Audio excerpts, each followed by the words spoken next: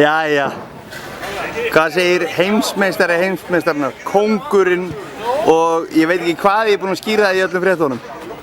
Ég segi alltaf rosalega gott. Er ég nokkuð að ljúga með þessum yfirlýsingum á fyrirsögnunum? Ég er bara ekki búinn að, ég er svo illa nettendur, ég er ekki búinn að sjá mikið og ég er ekki neitt að neinum fyrirsögnum. En hvernig hljómar þetta, kóngurinn? Kringdur? Er það ég? Já. Ok, takk fyrir það. Hvernig var tilfinningin þegar Berlínar lagið byrjaði að ljóma?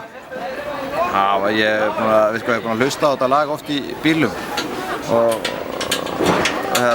allt í botni. Svo rýði prógrammið í huganum, þá er það perfekt. Þá er ég enn og nær 10-unni. Nú ætla ég bara að vera í kringu 9-una og var það. Þú varst í kringu 10-una? Já, í úrslitum. Þú varst nær 10-unni? Nei, ég var, jú, ef við tölum með 9. Já. Já, það er rétt. Varstu öruggur allan tíman? Já. Veturinn byrjaði smá í brasi, samt? Ég var öruggur með töltið, þetta er ég okkur að tala með mér í morgun.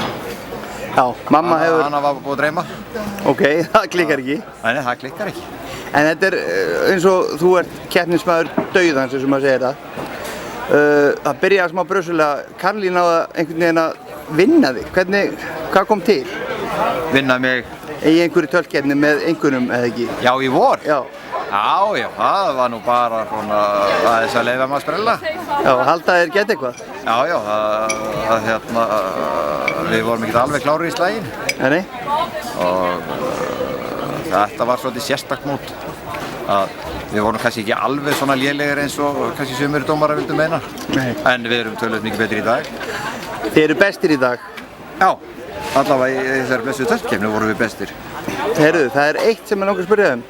Þú mátt ekki vera langur, en hvað gerir maður til þess að þjálfa góðan eða besta töltari í heimi? Hvað er það sem skiptir máli? Það er rauninni bara eitt sem skiptir máli í allri iðmennsku. Það er að hafa hest í góðum býsli. Það er það snýst þetta, frá A til Ö. Og hvað gerir maður til að hafa hest góðan í beisli? Það er náttúrulega endalaust nudd og dund. Þú getur náttúrulega ekki stjórnað fótunum ef hestur gengur alltaf á móti taum. Nei, þannig að það er lykilatriði. Það segir sér sjálft og